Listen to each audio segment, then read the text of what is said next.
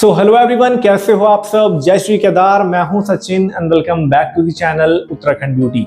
सो दोस्तों, जो लोग इस साल चारधाम यात्रा पर जाने वाले हैं उनके माइंड में एक डाउट चल रहा है, और जिन लोगों को समझ आ चुका है कि मैं किस डाउट की बात कर रहा हूं तो वेल एंड गुड, और जिनको नहीं पता तो उनको बताने के लिए हम बैठे हैं। तो आज की वीडियो में मैं आपका वो डाउट तो क्लियर करूंगा ही, साथ में मैं आपको ये बताऊंगा कि चारधाम यात्रा के लिए रजिस्ट्रेशन कब से स्टार्ट होने वाले हैं। ये भी आपका एक इंपॉर्टेंट डाउट है। तो बिना किसी देरी के चलिए करते हैं स्टार्ट। सो दोस्तों, जैसे कि आपको पता है कि चारों धामों की जो कपाट ओपनिंग डेट है वो ऑफिशियली डिक्लेयर हो चुकी है, लेकिन अभी तक रजिस्ट्रेशन स्टार्ट नहीं हुए हैं। और जैसे कि आपको पता है कि प्रीवियस ईयर रजिस्ट्रेशन करना कंपलसरी था, मतलब जो भी यात्रा पर जाना चाहता है उसको बिना रजिस्ट्रेशन के यात्रा पर नहीं जाने दिया जाएगा। तो ये बात थी प्रीवियस ईयर की। इस साल दोस्तों रजिस्ट्रेशन कंपलसरी के साथ ही एक डिक्लेरेशन फॉर्म भी कंपल्शन कर दिया है। अब ये डिक्लेरेशन फॉर्म क्या है ये मैं आपको आगे बताता हूं। सो दोस्तों, डिक्लेरेशन तक तो बात ठीक थी। जैसे कुछ वेबसाइट्स पर होता है कि टर्म एंड कंडीशन का एक ऑप्शन होता है, वहां पर आपको टिक मार्क करना होता है, और इसी तरह से एक डिक्लेरेशन का होता है, वहां पर भी आपको टिक मार्क करना होता है, देन आप आगे बढ़ सकते हो।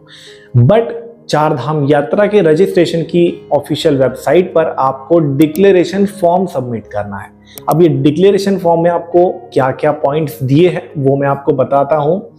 दोस्तों, सबसे पहले यात्रा पर कौन कौन जाने वाला है उनके बारे में आपको पूरा एक ब्यौरा देना है, नेम, एज और ये सब आपको उसमें बताना होगा। दूसरा, आप कौन सी यात्रा पर जाने वाले हैं, चार धाम, दो धाम या सिर्फ केदारनाथ, बद्रीनाथ, ये भी आपको उसमें बताना पड़ेगा।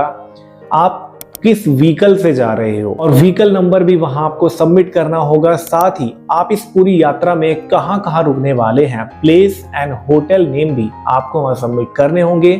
एंड लास्ट, किस रेस्टोरेंट में आप खाना खाने वाले हैं, ये तक आपको उस फॉर्म में फिल करना होगा।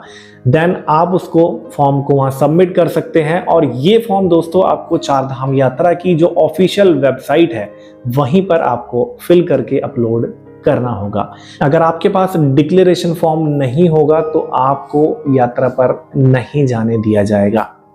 इनकेस दोस्तों आपने चारधाम यात्रा के लिए रजिस्ट्रेशन तो किया हुआ है, लेकिन इनके ऑनलाइन पोर्टल पर डिक्लेरेशन फॉर्म सबमिट नहीं किया, तो इस साल जो ANPR कैमरास होते हैं, ऑटोमेटिक नंबर प्लेट रिकॉग्निशन, वो आपकी व्हीकल के नंबर प्लेट को रिकॉग्नाइज कर लेंगे, ट्रेस कर लेंगे, और जहां आपकी नंबर प्लेट ट्रेस हुई है उससे नेक्स्ट चेक पोस्ट पर आपकी व्हीकल रोक दी जाएगी। और अगर आपने डिक्लेरेशन फॉर्म सबमिट नहीं किया होगा तो आपको यात्रा पर नहीं जाने दिया जाएगा। और दोस्तों, इन्होंने ये भी क्लियर करा है कि ये डिक्लेरेशन फॉर्म सभी को सबमिट करना जरूरी है, चाहे वो एक प्राइवेट व्हीकल है या फिर एक टैक्सी नंबर है।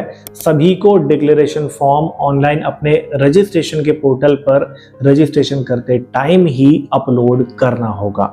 और साथ ही इन्होंने ये भी कहा है कि जो ANPR कैमरास होते हैं इस साल चारधाम यात्रा के रूट पर वो 30 से ज़्यादा लगाए जाएंगे, ताकि आपकी व्हीकल को ट्रेस करके पता लगाया जा सके कि आपने डिक्लेरेशन फॉर्म सबमिट किया है या फिर नहीं। अगर नहीं किया होगा तो आपको आगे यात्रा पर नहीं जाने दिया जाएगा। अब दोस्तों, डिक्लेरेशन फॉर्म क्या था वो मैंने आपको सारी चीजें क्लियर कर दी है कि डिक्लेरेशन फॉर्म में क्या क्या पॉइंट्स आपको फिल करने पड़ेंगे, क्या क्या इसकी टर्म एंड कंडीशन है।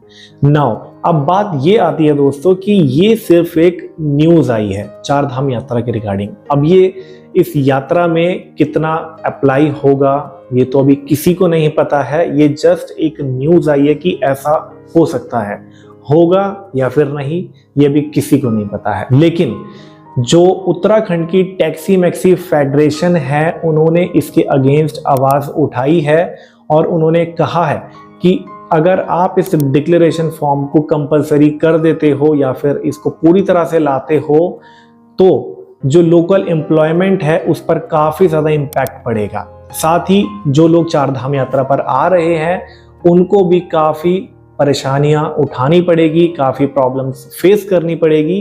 तो इसके against Uttarakhand taxi maxi federation आवाज उठा रही है। तो मुझे जहां तक लगता है कि ये अभी फॉलो नहीं होगा। दोस्तों मेरा मानना ये है कि न्यू पॉलिसीज लाने से बेस्ट ये है कि जो पुरानी पॉलिसीज हैं पहले उनको ही बेहतर बनाया जाए। जैसे चार धाम यात्रा का जो रूट है उसको और अच्छा बनाया जाए, बेटर बनाया जाए। जहां पर लैंडस्लाइड है उनको पक्का कर दिया जाए, जो वहां पर माउंटेन एरिया है। साथ ही चार धाम यात्रा का जो रूट है वहां पर वॉशरूम्स बहुत कम है और जो है वहां पर कोई सफाई नहीं होती है। इवन मैंने खुद देखा है कि वो लॉक्ड रहते हैं। तो बेटर यही होगा कि न्यू पॉलिसी लाने से अच्छा है कि चार धाम यात्रा पर और बेटर किया जाए। मेरे अकॉर्डिंग मानना यही है। बाकी ये पॉलिसी इस साल अप्लाई होती है, फॉलो होती है, वो तो आगे ही पता चलेगा जब यात्रा स्टार्ट होगी। बाकी जो अपडेट थी मैंने आपके साथ क्लियर कर दी है। नाउ अब बात कर लेते हैं जो सबसे जरूरी पॉइंट है कि चार धाम यात्रा के लिए रजिस्ट्रेशन कब से स्टार्ट किए जाएंगे। सो दोस्तों वैसे तो अभी कोई भी कंफर्म नहीं हुआ है कि एक्चुअल में चार धाम यात्रा के रजिस्ट्रेशन कब से स्टार्ट किए जाएंगे, लेकिन फिर भी दोस्तों होली फेस्टिवल के बाद ही चार धाम यात्रा के लिए रजिस्ट्रेशन स्टार्ट किए जाएंगे। आप देख भी सकते हो इसमें क्लियरली मेंशन है कि 15 मार्च के बाद चार धाम यात्रा के लिए रजिस्ट्रेशन स्टार्ट हो सकते हैं। यहां भी इन्होंने कंफर्म नहीं किया है, तो इसका मतलब 15 मार्च के बाद ही रजिस्ट्रेशन स्टार्ट होने की पॉसिबिलिटीज हैं। बाकी कब स्टार्ट होंगे ये कंफर्म नहीं है। नाउ अब थर्ड पॉइंट ये आता है कि केदारनाथ यात्रा के लिए हेलीकॉप्टर बुकिंग कब से स्टार्ट होगी।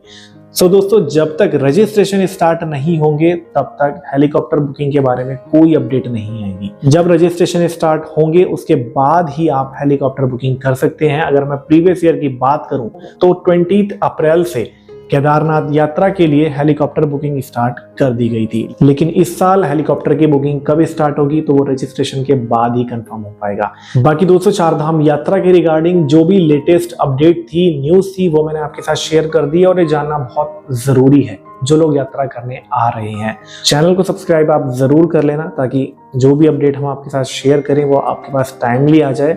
और ये वीडियो अगर आपके लिए हेल्पफुल रही हो तो आप इसको जरूर से लाइक कर देना, शेयर कर देना। बाकी चार धाम यात्रा की रिगार्डिंग अगर आपकी कोई भी इंक्वायरी है तो आप हमें व्हाट्सएप कर सकते हो, नंबर आपको डिस्क्रिप्शन में मिल जाएगा। बाकी आज की वीडियो में दोस्तों इतना ही। आई होप ये वीडियो आपके लिए हेल्पफुल रही होगी। हम मिलते हैं आपको अपने न्यू वीडियो में, तब तक के लिए दोस्तों कीप सपोर्टिंग, कीप लविंग। हर हर महादेव, जय श्री केदार।